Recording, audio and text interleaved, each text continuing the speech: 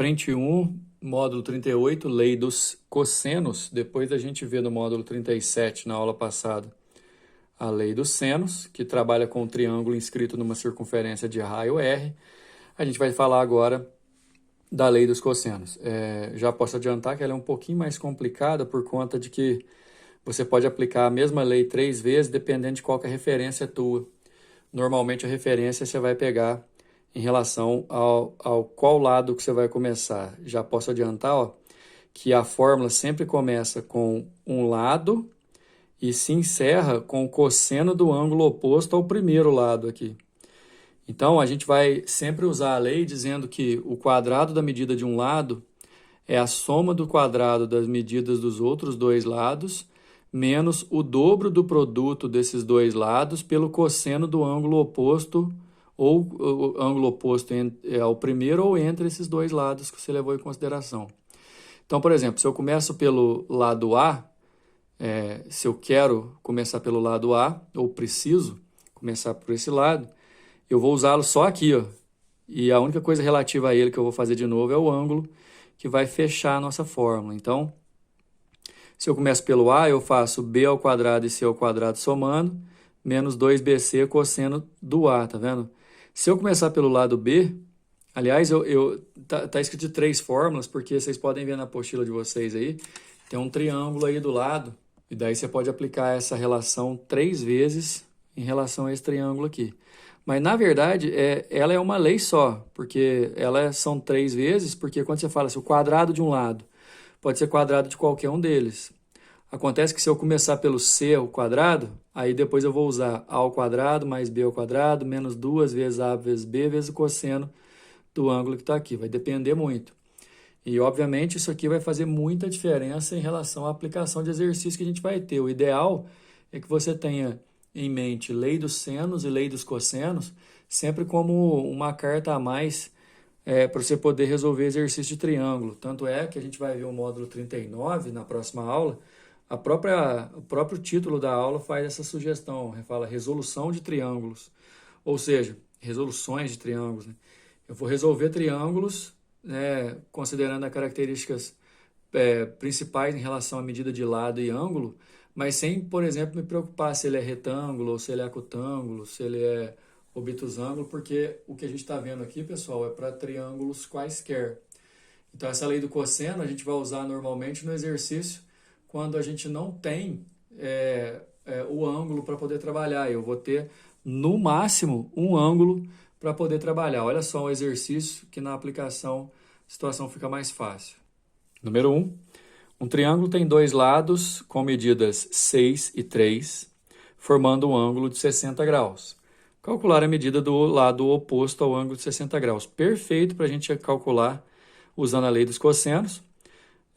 Lei dos cossenos, aliás, vale a pena lembrar aqui que a gente já usou uma vez lá em física, quando a gente fazia resultante de dois vetores para um ângulo qualquer. Mas vai ter exercício que não vai dar desenho, viu, pessoal? Esse daqui, por exemplo, não está dando.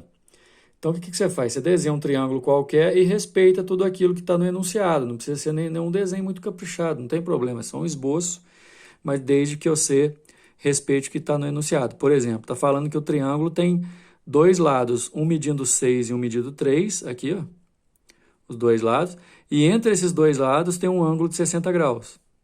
É isso aqui que ele pediu, um triângulo, um lado mede 6, o outro 3, entre esses dois lados o ângulo é 60, e ele quer saber o lado oposto.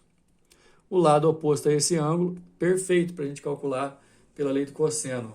O quadrado desse lado é igual à soma dos quadrados dos outros dois, menos 2 vezes o produto desses dois pelo cosseno do ângulo entre eles e o cosseno do ângulo oposto ao lado que a gente levou em consideração para começar. Então, x ao quadrado igual a 3 ao quadrado mais 6 ao quadrado, menos 2 vezes 3 vezes 6 vezes o cosseno de 60. E aí a gente vai descobrir os valores. Ó. 3 ao quadrado é 9, aqui 36. 2 vezes 3 vezes 6 dá 36 e o cosseno de 60 é meio. Cuidado para não confundir, porque você tem que fazer o vezes aqui primeiro, multiplicação primeiro. 9 mais 36 e aqui dá 18. 9 mais 36 menos 18 dá 27. A raiz disso você fatora. 3 raiz de 3 é o valor do outro lado aqui. Número 2, um triângulo T tem lados iguais a 4, 5 e 6. O cosseno do maior ângulo de T essa pergunta é muito boa porque a gente tem uma condição de existência, uma consequência da condição de existência de um triângulo, que diz o seguinte, oposto ao maior ângulo, sempre está o maior lado. Então, esse triângulo nosso tem lados medindo 4, 5 e 6, eu tenho certeza que o maior ângulo é o ângulo oposto ao maior lado. Então, eu desenho um triângulo qualquer, o desenho não tem figura, eu distribuo os lados, 4, 5, 6, maior lado se opõe ao maior ângulo. Então, é esse ângulo aqui que eu quero o cosseno dele, o cosseno do maior ângulo. E aí eu tenho os lados e um ângulo só, eu uso a lei dos cossenos. O quadrado desse aqui, e por que eu estou começando desse? Porque eu quero o cosseno do ângulo oposto a ele, então eu começo por ele. É igual esse ao quadrado mais esse ao quadrado, menos 2 vezes um vezes o outro, vezes o cosseno do ângulo, eu vou conseguir achar.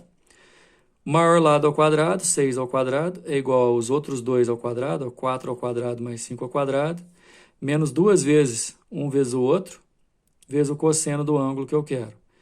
36, 16, 25. Aqui vai ficar 40 cosseno, aí eu vou trocar de lugar. Eu vou passar o 40 cosseno para o primeiro membro, aí ele fica positivo. E aí o 36 eu vou passar para cá subtraindo, aí fica 41 menos 36, que dá 5. Passo 40 dividindo, 1 sobre 8 é o cosseno do nosso ângulo, letra E. Então não esquece, maior ângulo se opõe ao maior lado. Por exemplo, se eu quisesse calcular o cosseno do menor ângulo, seria o menor ângulo aqui onde está o lápis, porque seria oposto ao menor lado. Número 3, um professor de geografia forneceu aos seus alunos um mapa do estado de São Paulo que informa que as distâncias aproximadas em linha reta entre os pontos que representam a cidade de São Paulo e Campinas e entre os que representam São Paulo e Guaratinguetá eram respectivamente 80 e 160. São Paulo, Campinas, 80 km. São Paulo, Guaratinguetá, 160. Um dos alunos observou, então, que as distâncias em linha reta Campinas-Sorocaba formavam um triângulo equilátero. Então, aqui, Campinas e Sorocaba formam um triângulo equilátero. Aqui, se daqui até aqui vale 80, os três lados aqui vão valer 80, triângulo equilátero. Já um outro aluno notou que as distâncias em linha reta entre os pontos que representam a cidade de São Paulo, Guaratinguetá e Campinas formam um triângulo retângulo, conforme o mapa, que é o triângulo retângulo reto em São Paulo. Aliás, deixa eu fazer um complemento nesse triângulo aqui, que é equilátero. Como o triângulo é equilátero, eu tenho certeza que os três lados, então, medem 80, e o detalhe, os três ângulos internos dele vão valer 60. E isso vai ser bom para nós, porque eu vou trabalhar com esse ângulo aqui inteiro, 60 mais 90 aqui, eu vou ter que formar um triângulo e usar o cosseno de 150 aqui.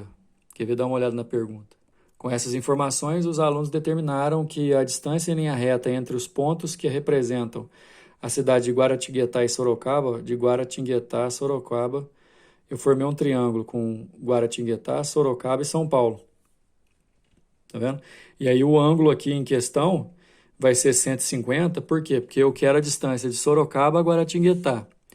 E para usar a lei do cosseno, eu vou ter que pegar o cosseno do ângulo oposto a essa distância. Ou seja, o ângulo que é entre as duas distâncias que eu conheço.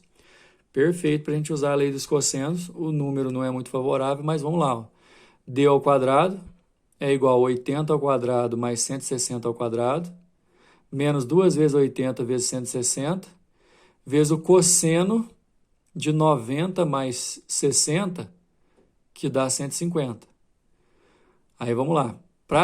Como eu vi aqui que tem 80 em evidência e tal, a gente vai fazer diferente. Eu não vou elevar, não. Vou deixar o 80 ao quadrado. Transformei o 160 em 2 vezes 80. Aqui também já estava 2 vezes 80, mas aí esse 160 transformei em 2 vezes 80. E o cosseno de 150, pessoal, é igual ao cosseno de 30, só que no segundo quadrante, é negativo. Raiz de 3 sobre 2. Aí o que vai acontecer? Presta bem atenção. Aqui eu elevo ao quadrado, fica 4 e 80 ao quadrado. Aqui, 2 vezes 2 dá 4, 80 vezes 80 dá 80 ao quadrado. E aí eu copiei o raiz de 3 sobre 2, só que vai acontecer o seguinte, esse 4 com esse 2 eu vou simplificar. Aqui eu não resolvi nada, aqui eu não resolvi nada. O que mudou foi só a simplificação, vai ficar 2, 80 ao quadrado. E esse menos com esse menos aqui viraram mais. Aí o que acontece? 80 ao quadrado mais 480 ao quadrado dá 580 ao quadrado. E aqui 280 ao quadrado raiz de 3. Aí você já reparou que eu posso pôr 80 ao quadrado em evidência. 5 mais 2 raiz de 3 no parêntese. Aí agora eu faço a raiz. A raiz disso aqui, o 80 pula para fora e o 5 e o 2 raiz de 3 ficam. Resposta, letra B. Para encerrar o número 4, pessoal, partindo de um ponto A, um avião deslocava-se em linha reta com velocidade v km por hora. Após 2 horas, quando se encontrava no ponto B, o avião desviou alfa graus de sua rota original, conforme indica a figura, devido às condições climáticas. Então, veio de A para B, beleza. Depois, na hora que chegou em B, teve que virar alfa graus em relação à trajetória que estava antes. Mantendo uma trajetória reta, o avião voou mais 1 hora com a mesma velocidade, v km por hora, até atingir o ponto C. Então, aqui ele viajou durante 2 horas e aqui ele viajou durante 3 horas. Durante 1 hora, ou seja, 3 horas de A até C. Seno e cosseno do alfa. Ele quer saber a distância entre os pontos A e C em quilômetros é igual a distância entre os pontos A e C. Bora lá fazer? Por favor, pessoal, no próprio desenho, se ele quer a distância entre os pontos A e C, eu peço que vocês façam a ligação entre A e C, formando o triângulo ABC, cujo ângulo que realmente importa para a gente é esse aqui, ó.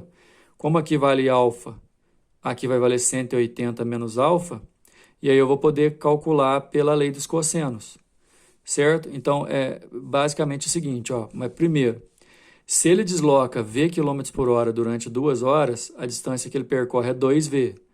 Por isso que de B até A é 2v. No trecho de B até C, ele vai por 1 hora.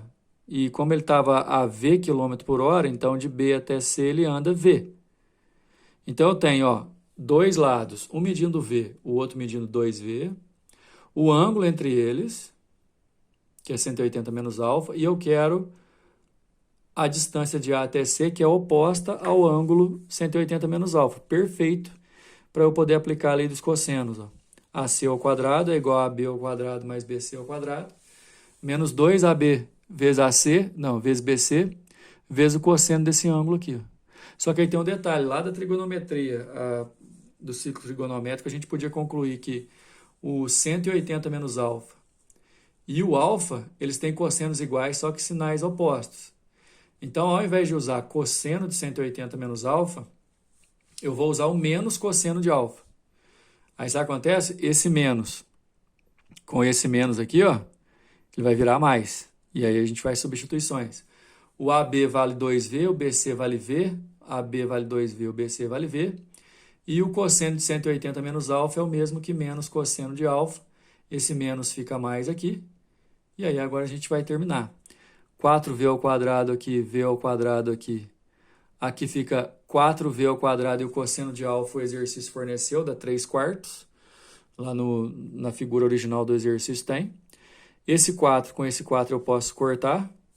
4v ao quadrado mais 1v ao quadrado mais os 3v ao quadrado que sobram aqui dá 8v ao quadrado. A raiz disso fica, o v sai da raiz, fica v raiz de 8. E raiz de 8 é 2 raiz de 2, então fica 2v raiz de 2. A resposta é a letra E.